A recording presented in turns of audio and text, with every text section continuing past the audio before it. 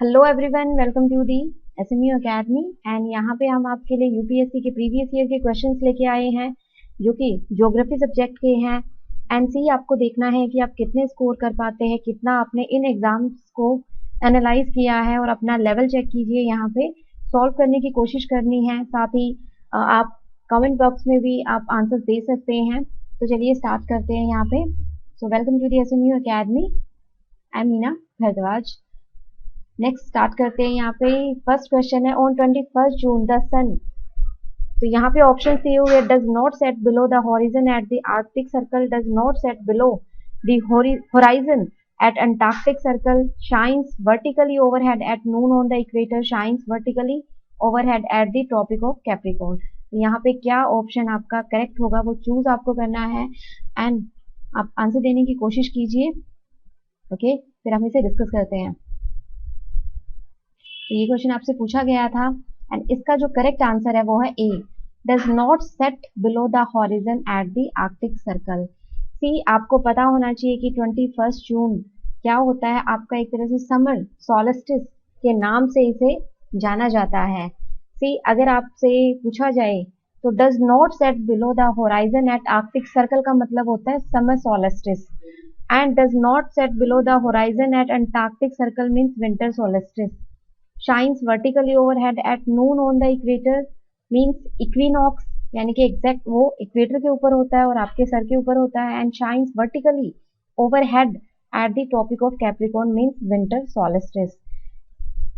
यहाँ पे आप देख सकते हैं तो 21 जून एक तरह से मिड समर के नाम से भी जाना जाता है इसे। एंड इस टाइम पे क्या होता है कि आपकी जो अर्थ होती है वो मैक्सिमम टिल्ट होती है सन की तरफ, ओके, टुवार्ड्स द सन। तो इसे समर सॉलिस्टिस के नाम से जाना जाता है। एंड मार्च 20 से 21 एंड सितंबर 22 से 23 का जो टाइम होता है उसे इक्विनॉक्स के नाम, यानी कि ओवरहेड जब आपके होता है। वहीं दिसंबर के अगर 21 और 22 की बात करें तो विंटर सॉलिस्टिस के नाम से इसे जाना जाता है। क्लियर। एंड जून 20 से 22 का टाइम आपका समर सॉलिस्टिस होता है, जहाँ पे आपका एक हम कहें कि जो यानी जो हमारा 21 जून है उसे एक लॉन्गेस्ट डे भी कहा जाता है। एंड शॉर्टर की अगर हम बात करें, जो दिसंबर का टाइम होता है यानी 21 एंड 22 उसे शॉर्टर डे भी माना जाता है। तो यहाँ पे आपका ये क्वेश्चन था, आई होप कि आपको क्लियर हो गया होगा।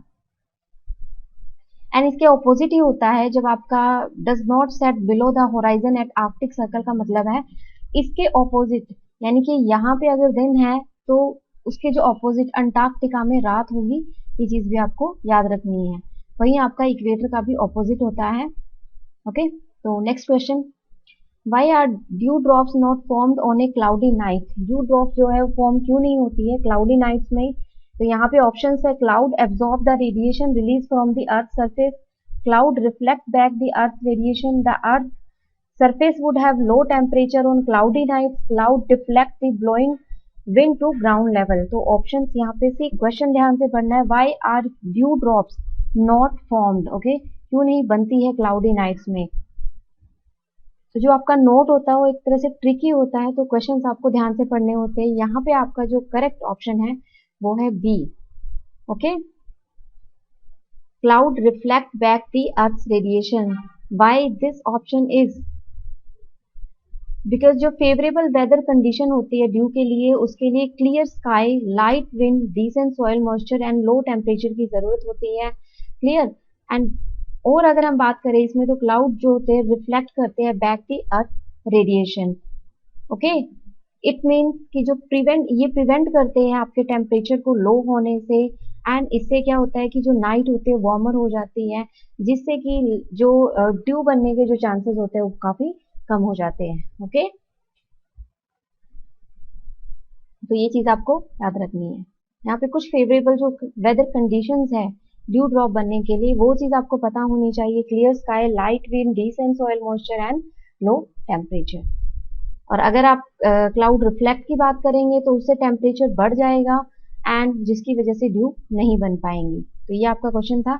Next question, consider the following pair, famous place and river दी हुई है, तो आपको बताना है कौन सा करेक्ट है। पंधारपुर, चंद्रभागा, तिरुचिरापल्ली, कावेरी, हम्पी, मालप्रभा। तो कौन सा आपका ऑप्शन करेक्ट है? 1 and 2 only, 2 and 3 only, 1 and 3 only, 1, 2 and 3 only. I hope कि रिवर्स के बारे में आप पढ़ते हैं, क्योंकि जो न्यूज में होती है उसके रिगार्डिंग क्वेश्चन जरूर पूछे जाते हैं। ओके, तो यहाँ पे जो आपका करेक्ट ऑप्शन है वो है A, 1 and 2 only. Pandharpur Chandrabhaga and Tiruchirappalli Kaveri जो है वो ठीक है, क्योंकि जो हम्पी है वो लाई करता है तुंगभद्रा रिवर पे, ओके, ना कि मालप्रभा पे। और वहीं हम मालप्रभा और चंद्रभागा की बात करें तो ये किसकी ट्राइब्यूटरी है? ये कृष्णा की। और चंद्रभागा को भीमा के नाम से भी जाना जाता है, ऑल्सो नॉन एज भीमा। वहीं चेनाब रिवर की अगर हम बात करें तो Chenab river also known as Chandrabhaga, okay, तो उसे भी चंद्रभागा के नाम से भी जाना जाता है। चंद्रभागा को भीमा के नाम से, चेनाब को चंद्रभागा के नाम से भी, मालप्रभा चंद्रभागा जो है कृष्णा की ट्राइब्यूटरी है। ओके, तो ये आपका क्वेश्चन था। नेक्स्ट, ग्लेशियर और रिवर्स की बात करते हैं तो बंदरपूछ यमुना, बाराशिगरी चेनाब, मिलाम मंदाकिनी, सियाचिन नुब्रा, जेमू मानस। तो ग्लेशियर और रिवर्स दी हुई है, आपको करेक्ट ऑप्शन, करेक्ट मैच यहाँ पे चूज करना है। 1, 2 and 4, 1, 3 and 4, 2 and 5, 3 and 5। तो यहाँ पे आप ऑप्शन देने की कोशिश कीजिए एंड देखिए आप कितने करेक्ट क्वेश्चन कर पाते हैं। तो यहाँ पे जो आपका करेक्ट आंसर है वो है 1, 2 and 4, C Bandarpunch Yamuna, okay, and Barashigri आपका चेनाब पे है। 4 की अगर हम बात करें सियाचिन वो नुब्रा। एंड वहीं अगर हम मंदाकिनी और मानस की बात करें, मंदाकिनी जो है, ओके, वो कौन सा ग्लेशियर बनाती है? चराबरी ग्लेशियर। शारदा और सरयू रिवर की अगर हम वही बात करें तो वो मिलाम जो है ग्लेशियर बनाती है। ये आपको एक्स्ट्रा है थोड़ा, आपको जो पता होना चाहिए। वही तिस्ता रिवर की अगर हम बात करें तो Zemu glacier, okay, Teesta river से आपको याद रखना है Zemu glacier. Next question, which is common to the places known as Aliyar, Isapur and Kangsabati. तो यहाँ पे जो आपका ऑप्शन है वो वाटर रिजर्वोयर, और मैंने पहले ही आपको आंसर दे दिया कि एक्चुअली यहाँ पे पूछा गया था recently discovered uranium deposit, tropical rain forest, underground cave system, water reservoir. तो इसे वाटर रिजर्वोयर के नाम से जाना जाता है इन तीनों प्लेसेस को। ये कहाँ पे है? ओके, अलियार की अगर हम बात करें तमिलनाडु में है, ईसापुर आपका महाराष्ट्र में है और कांसाबती आपका वेस्ट बंगाल में है। क्लियर? तो वाटर रिजर्वोयर के नाम से इन्हें जाना जाता है, वहां पे वाटर रिजर्वोयर है। Consider the following statement about particularly vulnerable tribal groups यानी पीवीटीजीज इन इंडिया। तो यहाँ पे आपको स्टेटमेंट चूज करनी है, कौन सी करेक्ट है? PVTGs reside in 18 states and 1 union territory. A stagnant or declining population is one of the criteria for determining PVTG status. There are 92 PVTGs officially notified in the country so far. Okay. Next आता है a ruler and Konda Reddy tribes are included in the list of PVTGs. तो यहाँ पे आप eliminate करने की कोशिश कीजिए जी। यहाँ पे जो एलिमिनेशन आप ऑप्शन चूज कर सकते हैं, नंबर्स पे ध्यान दीजिए। ओके, कई बार आपके जो नंबर्स होते हैं, ओके, वहां पे थोड़ा सा आपको हिंट दिया जाता है तो आप उसके जरिए एलिमिनेट करने की कोशिश कर सकते हैं। तो यहाँ पे अगर आप एलिमिनेट करने की बात की जाए, ओके, तो there are 92 PVTGs officially notified in the country की। टोटल 92 जो है ऑफिशियली नोटिफाई किए हुए हैं, तो ये ऑप्शन आपका एलिमिनेट होगा और इसके बाद जो बच जाएगा वो आपका आंसर होगा। मीन्स सी आपका करेक्ट आंसर है 1, 2 and 4। क्यों? क्योंकि जो आपकी अगर पीवीटीजी यानी पर्टिकुलरली वल्नरेबल ट्राइबल ग्रुप्स की अगर हम बात करें तो वो टोटल कितनी है? 75 ट्राइबल ग्रुप्स हैं, ओके, इस कैटेगरी में रखी गई है। Next question, consider the following pair, sea और बॉर्डरिंग कंट्री यहाँ पे दी हुई है, तो ये चीज आपको ध्यान रखनी है, ये आपको बताना है। तो यहाँ पे एड्रियाटिक सी, अल्बानिया क्या इसकी बॉर्डर कंट्री है? ब्लैक सी क्रोएशिया, कैस्पियन सी कजाकिस्तान, मेडिटेरेनियन सी मोरक्को, रेड सी सीरिया। देखो मेडिटेरेनियन सी में से एक क्वेश्चन जरूर पूछा जाता है, लेकिन जो मेडिटेरेनियन है वो उनका फेवरेट होता है एग्जामिनर का। इससे रिलेटेड कोई ना कोई क्वेश्चन जरूर या तो न्यूज में रहता है, ओके, या फिर एग्जामिनर जरूर इसमें से पूछता है। तो ये चीज आपको पता होनी चाहिए। यहाँ पे करेक्ट ऑप्शन जो है वो है बी, 1, 3 and 4। ओके, यानी एड्रियाटिक सी, अल्बानिया, एग्जैक्ट, ठीक है। और अगर हम बात करें थर्ड की कैस्पियन सी, कजाकिस्तान सी, कजाकिस्तान के अगर हम बात करें ऊपर रशिया है, साइड में अजरबैजान, उसके ऊपर अगर हम राइट साइड अगर बात करें तो वहां पे कजाकिस्तान है, ओके, उसके नीचे तुर्कमेनिस्तान पड़ता है। वही मेडिटेरेनियन की बात करें तो मोरक्को के साथ साथ और भी कंट्रीज हैं, ओके, वो हम देखते हैं अभी। रेड सी आपका सीरिया नहीं, ये गलत है। क्यों? क्योंकि जो सबसे पहले हम बात करें, अगर सीरिया की अगर हम बात करें तो वो मेडिटेरेनियन सी का ही एक बॉर्डर कंट्री है, एंड क्रोएशिया की बात करें तो एड्रियाटिक सी, ओके, यानी ये दोनों का ही पार्ट है आपका, ना कि रेड सी का। यहाँ पे आप देख सकते हैं, अगर सबसे पहले अगर हम बात करें एड्रियाटिक सी की, तो इसके आसपास की आप देख सकते हैं Slovenia, Croatia, Bosnia and Herzegovina, okay, Montenegro and Albania, ये इसकी जो है पास की कंट्रीज हैं।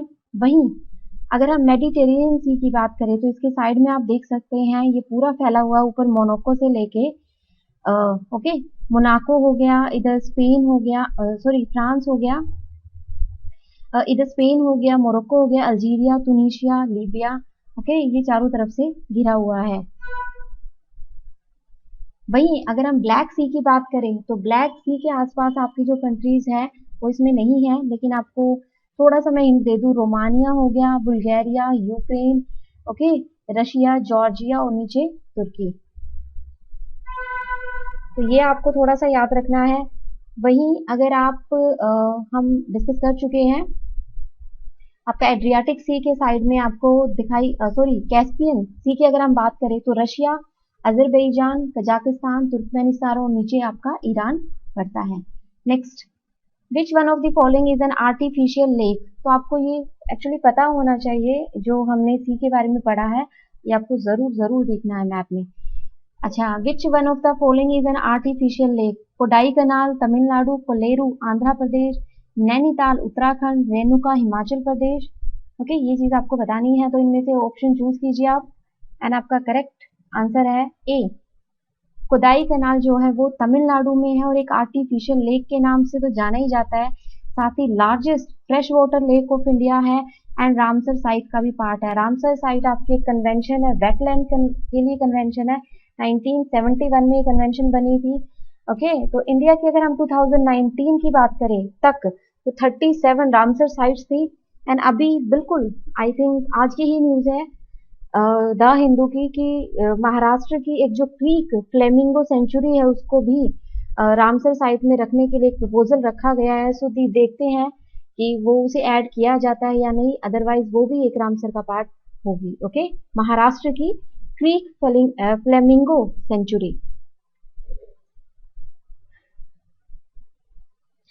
Next question, the Barren Island volcano is an active volcano located in the Indian territory. Barren Island lies about 140 km east of Great Nicobar. Last time the Barren Island volcano erupted was in 1991 and it has remained inactive since then. ये question उस time पे news में था, okay, and तो यहाँ पे option choose कीजिए 1 only, 2 and 3, 3 only, 1 and 3। तो यहाँ पे आपके बैरन आइलैंड जो वोल्केनो है, आई मीन बैरन आइलैंड के बारे में आप पढ़ चुके हैं, इकलौता ये वोल्केनो है यहाँ पे, एक एक्टिव वोल्केनो के नाम से इसे जाना जाता है। तो यहाँ पे जो आपका करेक्ट ऑप्शन है वो है 1, ओके, ये इंडियन टेरिटरी में ही है। साथ ही अगर हम इसकी बात करें तो ये बैरन आइलैंड जो है इरप्ट हुआ था 1991 में, फिर 1994 से 95 में एंड 2005 में भी, ओके, एंड ये 140 किलोमीटर ग्रेट निकोबार से नहीं, इवन पोर्ट ब्लेयर से, ओके, 140 किलोमीटर दूर है, जो कि साउथ अंडमान में है। यहाँ पे आप देख सकते हैं ये आपका बैरन आइलैंड है, और नीचे आप देख सकते हैं लिटिल अंडमान के ऊपर जस्ट आप देखेंगे फिश रॉक एंड उसके बाद पोर्ट ब्लेयर है, तो वहां से उसका देख सकते हैं। उसके ही नीचे आप देख सकते हैं हैवलॉक आइलैंड है, ओके, यानी वो पोर्ट ब्लेयर के पास में ही है, तो यहाँ पे आप देख सकते हैं। जबकि नॉर्थ अंडमान तो आपका काफी ऊपर है, देन मिडिल, देन साउथ, तो ये लोकेशन आप देख सकते हैं यहाँ पे। Next question.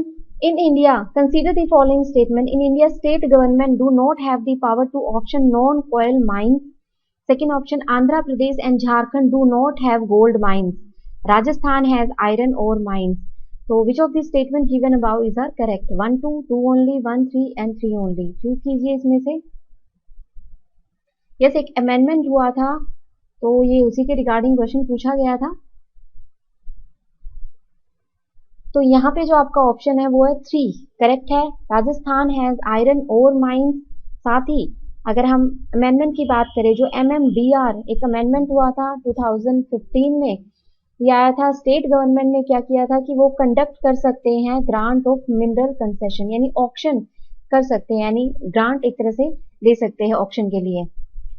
नेक्स्ट अगर हम बात करें, रामगिरी गोल्ड फील्ड जो है वो अनंतपुर डिस्ट्रिक्ट में पड़ती है, ना कि झारखंड में, आंध्र प्रदेश के। ठीक है, तो आंध्र प्रदेश एंड झारखंड, आंध्र प्रदेश में तो है लेकिन झारखंड में नहीं है। ओके,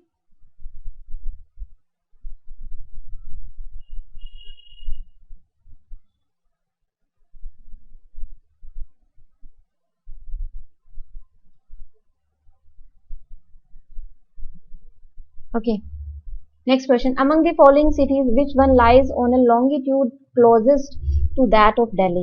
अच्छा, longitude के अकॉर्डिंग अगर हम देखें तो दिल्ली के पास में कौन सी सिटी पड़ती है आपकी? बैंगलोर, हैदराबाद, नागपुर या फिर पुणे।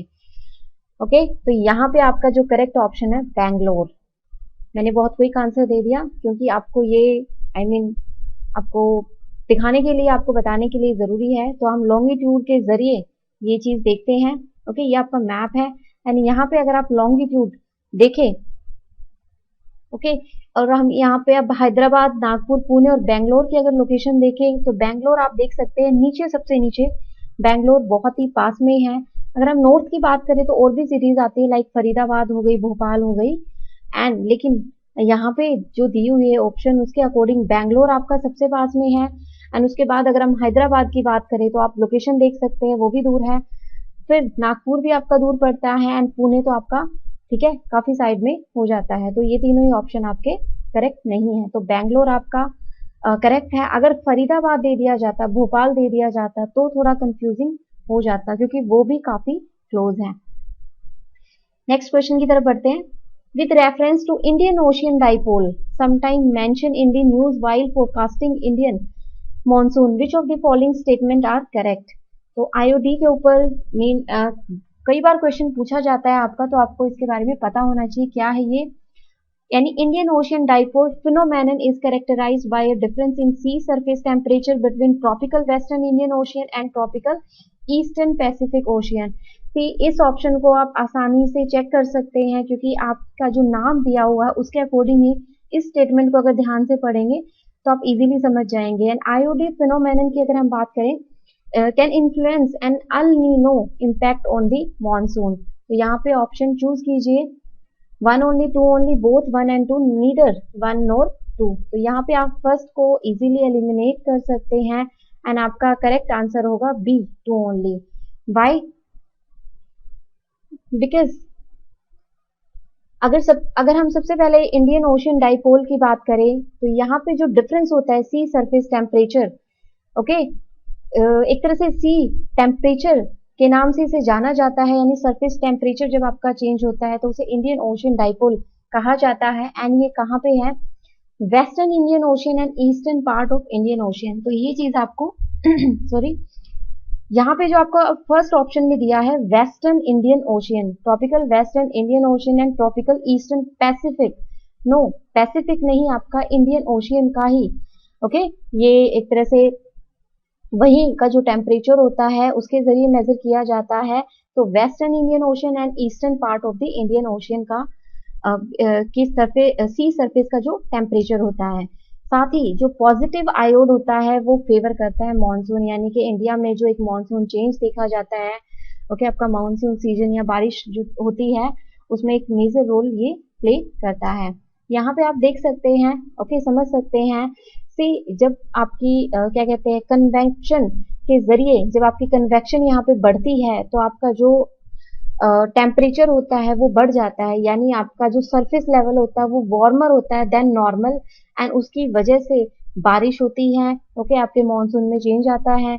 वहीं अगर हम इसके ऑपोजिट बात करें तो यहाँ पे ये कूलर देन नॉर्मल अगर जब सिचुएशन में होता है, यानी कि वार्मर नहीं होता है या आपका टेम्परेचर नहीं बढ़ता है, तो जो आपके चांसेस होते हैं रेन के वो काफी कम हो जाते हैं। तो ये चीज आपको याद रखनी है। Okay, consider the following statement. In India, the Himalayas are spread over 5 states only. Western Ghats are spread over 5 states only. Pulicat Lake is spread over 2 states only. इस तरह के क्वेश्चन बहुत ही कॉमन होते हैं एंड बहुत ही tricky होते हैं। कई बार आपको पता होता है लेकिन आप एग्जैक्ट स्टेट्स नहीं बता पाते हैं, तो प्लीज आपको ये चीजें पता होनी चाहिए। Which of the statement given about is are correct? 1 and 2 only, 3 only, 2 and 3 only, 1 and 3 only. तो यहाँ पे आपका करेक्ट ऑप्शन है बी। ओके, बी क्यों है? यानी कि 3 सिर्फ करेक्ट है और उसका रीजन है कि जो हिमालय है वो 5 स्टेट के ऊपर नहीं। आप इजीली अगर रफली भी काउंट करेंगे तो भी आप आसानी से बता पाएंगे कि वो एग्जैक्ट आपको ना पता हो लेकिन 5 से ज्यादा है। ओके, जम्मू कश्मीर हो गई, जम्मू कश्मीर के बाद अगर हम बात करें हिमाचल हो गया, उत्तरांचल हो गया। ओके, थोड़ा और आगे अगर हम बढ़ते हैं तो 3 तो आपकी यही स्टेट हो गई, देन आपका सिक्किम हो गया। आपकी 6 स्टेट जो है वो जो आपकी हम कहें कि 7 स्टेट जो सिस्टर है उसमें से 6 स्टेट तो डायरेक्टली है ही एंड उसके अलावा 2 आपके हिल रीजन भी है। तो टोटल आपकी 10 स्टेट्स के ऊपर है हिमालय जो है फैला हुआ है, प्लस 2 हिल रीजन है आपके आसाम और बंगाल, वहां उसके ऊपर यानी कि उसे भी टच करता है। क्लियर? और वेस्टर्न घाट्स की अगर हम बात करें तो वो 6 स्टेट्स में फैला हुआ है, गुजरात, महाराष्ट्र, गोवा, कर्नाटका, केरला एंड तमिलनाडु। ये चीज आपको याद रखनी है। आप गुजरात, ठीक है, इसे देख सकते हैं, गुजरात, महाराष्ट्र, गोवा, कर्नाटका, केरला एंड तमिलनाडु। आप एक फ्लो में चल सकते हैं वेस्ट से ईस्ट की तरफ जब आप आते हैं। एंड पुलिकट लेक की अगर हम बात करें तो ये आंध्र प्रदेश एंड तमिलनाडु में है। Second largest brackish water lagoon के नाम से इसे जाना जाता है। ओके, किसके बाद? चिलिका लेक के बाद सेकेंड लार्जेस्ट है ये। नेक्स्ट अगर हम बात करें बैरियर, एक इंपॉर्टेंट फैक्ट है आपका कि बैरियर जो आइलैंड है श्री हरिकोटा वो अलग करता है इस लेक को from Bay of Bengal. Clear? तो आंध्र प्रदेश तमिलनाडु आपका ईस्टर्न घाट में पड़ता है एंड वहीं पे आपका बे ऑफ बंगाल भी ओके है। तो बैरियर जो आइलैंड है एक तरह से श्री हरिकोटा का बैरियर आइलैंड है, वो इस लेक को अलग करता है बे ऑफ बंगाल से। ये चीज आपको याद रखनी है। Next question, with reference to river Teesta consider the following statement. ये उस टाइम न्यूज में थी, वैसे भी आपको पता होना चाहिए क्योंकि रिवर है ये आपकी। तो the source of river Teesta is the same as that of Brahmaputra but it flows through Sikkim. तो क्या ये ऑप्शन करेक्ट है कि जो सोर्स है रिवर तीस्ता का वो सेम है एज ब्रह्मपुत्रा लेकिन ये सिक्किम से होके निकलती है। सेकेंड क्वेश्चन है, रिवर रंगीत originate in Sikkim and it's tributary of river Teesta. कि रंगीत जो है वो सिक्किम से ओरिजिनेट होती है लेकिन उसकी जो ट्रिब्यूटरी है वो रिवर तीस्ता है। थर्ड ऑप्शन है, river Teesta flows into Bay of Bengal में गिरती है and on the border of India and Bangladesh. तो आप ऑप्शन चूज कीजिए, से आप एलिमिनेट करने की कोशिश कीजिए। आप थर्ड ऑप्शन को एलिमिनेट कर सकते हैं, Teesta flow into Bay of Bengal on the border of India and Bangladesh. तो यहाँ पे आप अगर इसको एलिमिनेट करते हैं तो आपके पास ऑप्शन क्या बचता है, आपको वो देखना है। क्या फर्स्ट ऑप्शन आपका करेक्ट है? जी नहीं, फर्स्ट भी आपका करेक्ट नहीं है। तो यहाँ पे जो आपका करेक्ट ऑप्शन होगा बी, रंगीत जो रिवर है वो ट्राइब्यूटरी है किसकी? तीस्ता की। ओके, और वो कहाँ से निकलती है? सिक्किम से। फर्स्ट और थर्ड ऑप्शन की अगर हम यहाँ पे बात करें तो तीस्ता रिवर का जो सोर्स है वो सिक्किम में है, यानी कि इसे हम सो लेमो लेक या एंड जेमू ग्लेशियर के नाम से जानते हैं। तो जेमू ग्लेशियर आपको याद रखना है। ओके, एंड ब्रह्मपुत्रा जो है सोर्स, किसका सोर्स है ब्रह्मपुत्रा? वो अंगसी ग्लेशियर। ओके, कहाँ पे? नियर मानसरोवर लेक के पास, यानी तिब्बत में है ये एंगसी ग्लेशियर। ओके, एंगसी ग्लेशियर का ये सोर्स है। नेक्स्ट अगर हम बात करें तो तीस्ता जो है किसकी ट्रिब्यूटरी है? वो ब्रह्मपुत्रा की ट्रिब्यूटरी है। क्लियर? तो आपका नेक्स्ट क्वेश्चन है, if you travel by road from Kohima to Kottayam What is the minimum number of state within India through which you can travel including the origin and the destination? कई बार बहुत tricky question पूछ लेते हैं UPSC में and सी एक unpredictable इसीलिए कहा जाता है इस एग्जाम को कि अगर आपका कोई जैसे कि अगर न्यूज में है ओके तो उसके रिगार्डिंग आपसे क्वेश्चन पूछ लिया जाएगा अगर कोई सिटी न्यूज में है तो उस पर ज्योग्राफी का क्वेश्चन कैसे बन सकता है इस चीज पे आपको ध्यान देना होगा तो यहाँ पे ऑप्शन दिए हुए हैं सबसे पहले आपको क्वेश्चन समझना है कि अगर आप रोड के जरिए ट्रेवल करते हैं कोहिमा टू कोट्टायम ओके कोहिमा आपको पता है नागालैंड में है या आप आसानी से इसका पता लगा सकते हैं कोट्टायम है ओके अगर आपको क्लियरली भी नहीं पता वैसे तो एक है ये सिटी फेमस है एंड कोट्टायम आपका साउथ आप इसके नाम से भी जान सकते हैं इसको तो ये साउथ में है और आपका कोहिमा से लेके कोट्टायम कोट्टायम आपका केरला में है तो what is the minimum number अगर आप ट्रेवल करते हैं तो कितने स्टेट बीच में आएंगी ट्रेवल के टाइम पे तो वो आपको बतानी है ओके इसकी ओरिजिन और डेस्टिनेशन को मिला के बताना है क्वेश्चन आपको ध्यान से पढ़ना है ना कि सिर्फ बीच के स्टेट इवन जो कहाँ से वो निकलोगे एंड डेस्टिनेशन तक उसको भी काउंट करना है तो 6, 7, 8, 9 कितनी स्टेट्स बीच में आएंगी तो यहाँ पे जो आपका ऑप्शन है वो है 7 स्टेट्स आपकी आएंगी कौन कौन सी आएंगी नागालैंड यानी कि Kohima okay Assam West Bengal Odisha Andhra Pradesh Karnataka and Kerala यहाँ पे अगर हम आपको बताने की थोड़ा सा अगर हिंट देने की कोशिश करें ठीक है नॉट एग्जैक्ट लाइन लेकिन आप इस लाइन के जरिए देख सकते हैं आपका नागालैंड के बाद आसाम को टच करते हुए वेस्ट बंगाल फिर ये ओडिशा को टच करेगा एंड ओडिशा के बाद आंध्र प्रदेश एंड देन ये कर्नाटका एंड तमिलनाडु का भी कुछ पार्ट है एंड यहाँ पे लास्ट में आएगा आपका केरला ओके इस तरह से आपको एक रफली एक आइडिया आपके पास होना चाहिए Next question, at one of the places in India, if you stand on the seashore and watch the sea, okay, you will find that the sea water recedes from the shoreline a few kilometers and comes back to the shore twice a day and you can actually walk on the sea floor when the water recedes. This unique phenomenon is seen at Bhavnagar, Bhimunipatnam, Chandipur या फिर नागपत्तनम.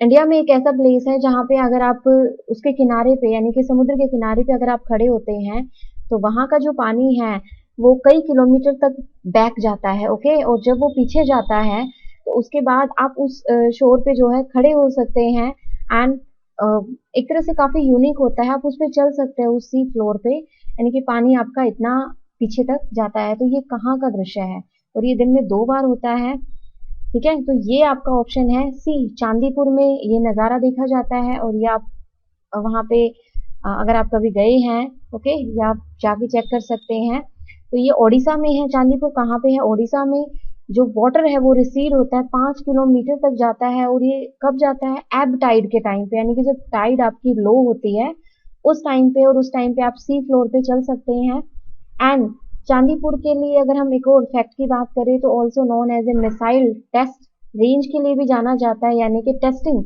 Missiles के लिए भी चांदीपुर को जाना जाता है next question which of the following is geographically closest to Great Nicobar के क्लोज कौन सा आपकी हम कहें कि कंट्री है यहाँ पे तो सुमात्रा बोर्नियो जावा श्रीलंका तो ये आपको ऑप्शन चूज कीजिए यहाँ पे एंड आंसर देने की कोशिश कीजिए यहाँ पे जो आपका करेक्ट ऑप्शन है वो है ए सुमात्रा जो है ग्रेट निकोबार के पास पड़ता है ये आपका होमवर्क है कि आप मैप देखेंगे एंड इन जो आइलैंड्स हैं उनको फाइंड आउट करने की कोशिश करेंगे सी हमने ग्रेट अब निकोबार के बारे में भी हमने अंडमान का पढ़ा था ओके तो आपको निकोबार का चेक करना है साथ ही आपको आपके लिए एक और क्वेश्चन है जो आप सॉल्व करेंगे और हमें आप बताएंगे कमेंट बॉक्स में कि which of the above island is nearest to Papua New Guinea island okay तो ये आपको बताना है कि कौन सा island Papua New Guinea island के पास में पड़ता है और ये भी आप मैप में देख के बताएंगे ओके आप देखना इसे सॉल्व करना और जो क्वेश्चन हमने पूछा है उसका आप आंसर देना मेडिटेरेनियन सी के बारे में अगर बात करें तो उसका border of which of the following countries C हमने देखा था अभी एंड आपको बहुत अच्छे से मेडिटेरेनियन सी के बारे में पता होना चाहिए उसके मैप के बारे में पता होना चाहिए कि वो ज्योग्राफिकली किस किस कंट्री को टच करता है। यहाँ पे अगर हम देखें जॉर्डन, इराक, लेबनान, सीरिया, तो यहाँ पे आपका करेक्ट ऑप्शन क्या होगा? सी आपका करेक्ट ऑप्शन है 3 and 4। Okay, Lebanon and Syria जो है बॉर्डर टच करते हैं किसके साथ? मेडिटेरेनियन सी के साथ। अब आपके लिए ये भी आपको ही सॉल्व करना है, एक तरह से होमवर्क है आपके लिए कि आपको मैप को ऑब्जर्व करना है काफी अच्छे से। एंड उसके साथ ही which border both Persian gulf and Caspian sea, Caspian sea का हम पढ़ चुके हैं, ब्लैक सी का पढ़ा था हमने, एड्रियाटिक का भी देखा था और मेडिटेरेनियन का भी देखा है। साथ ही आपको आप पर्शियन गल्फ एंड कैस्पियन सी को मैप पे देखना है और उसकी कौन कौन सी कंट्री उसके बॉर्डर पे है, ये चीज आपको चेक करके हमें बतानी है। ओके, पार्टिसिपेट कीजिए, आपकी भी एंगेजमेंट जरूरी होती है और आप भी एक एक्टिव मोड में रहेंगे। अगर आप खासकर ज्योग्राफी तो वैसे ही आपको एक्टिव रखती है, तो आपको ये जरूर देखना है, ठीक है? आपको लोकेशन जरूर पता होनी चाहिए। नेक्स्ट क्वेश्चन है which of the following is are tributaries of, I mean इनमें से कौन सी जो है ट्राइब्यूटरी या ट्राइब्यूटरीज है, एक से ज्यादा ट्राइब्यूटरी है किसकी? ब्रह्मपुत्रा की, दिबांग, कामेंग, लोहित। इनमें से आंसर चूज कीजिए आप। 1 only 2 and 3, 1 and 3 only, 1 2 3। तो यहाँ पे आपका करेक्ट ऑप्शन है डी, तीनों ही आपकी ट्राइब्यूटरीज है ब्रह्मपुत्रा की। ओके, अगर हम लेफ्ट बैंक ट्राइब्यूटरीज की बात करें तो वो है दिबांग और सिकांग। दिबांग को सिकांग के नाम से भी जाना जाता है एंड लोहित, ये आपकी लेफ्ट ओके ट्राइब्यूटरीज है। राइट बैंक ट्राइब्यूटरीज की अगर हम बात करें, जो राइट साइड है, सुबनसिरी, कामेंग, मानस, संकोच और तीस्ता जो है आपकी वो राइट बैंक ट्राइब्यूटरीज है। ओके, एंड आपका एक और क्वेश्चन है यहाँ पे कि what are the other name of Brahmaputra.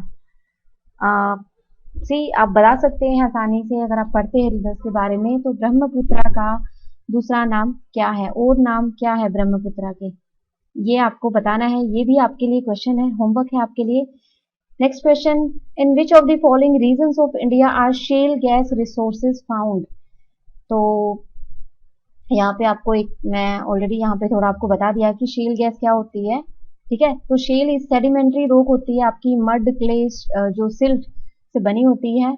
यहाँ पे आपको बताना है कौन सा रीजन है इंडिया का जो कि शेल गैस रिसोर्सेज के नाम से जाना जाता है, यानी कि रिसोर्सेज पाए जाते हैं शेल गैस के। Cambay basin, Kaveri basin, Krishna Godavari basin. तो आपको ऑप्शन चूज कीजिए इनमें से 1 2 3, 2 and 3 ओनली, 1 2 and 3। तो यहाँ पे मैं आपको बता दूं कि आपके तीनों ही ऑप्शन करेक्ट है, 1 2 and 3, तो डी आपका करेक्ट है। ओके, एंड शेल गैस की अगर हम बात करें तो नेचुरल गैस है, कहाँ पे पाई जाती है? एक तरह से it is found trapped within shale formation, यानी सेडिमेंट्री जो आपकी रॉक होती है या हम कहीं शेल फॉर्मेशन होती है उसके अंदर नेचुरल गैस आपकी, ठीक है, पाई जाती है। नेक्स्ट अगर हम बात करें इंडिया की, अगर हम जो हमने बेसिन जो पढ़े हैं वो कहाँ पे है उनकी लोकेशन देख लेते हैं। तो सबसे पहले अगर हम बात करें कैम्बे बेसिन, ओके, ये आप लोकेशन देख सकते हैं, आपके गुजरात के साइड में आपका पड़ता है। दूसरा अगर हम बात करें कृष्णा गोदावरी बेसिन की, आपके आंध्र प्रदेश साइड में जो आपका ईस्टर्न कोस्ट है वहां पे। एंड कावेरी बेसिन भी आप देख सकते हैं, ओके, आपके तमिलनाडु के आपके ईस्टर्न कोस्ट में ये पड़ता है। तो ये आपके तीनों बेसिन थे एंड शेल गैस रिसोर्सेज भी यहाँ पे पाए गए हैं। तो ये आपके क्वेश्चंस थे। तो आई होप कि आपको समझ आए होंगे और आपने सोल्व किया है, साथ ही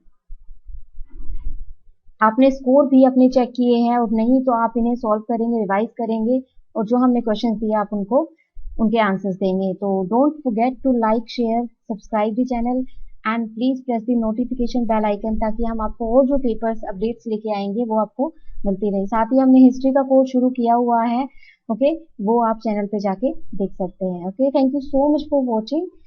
okay, have a good day, thank you so much.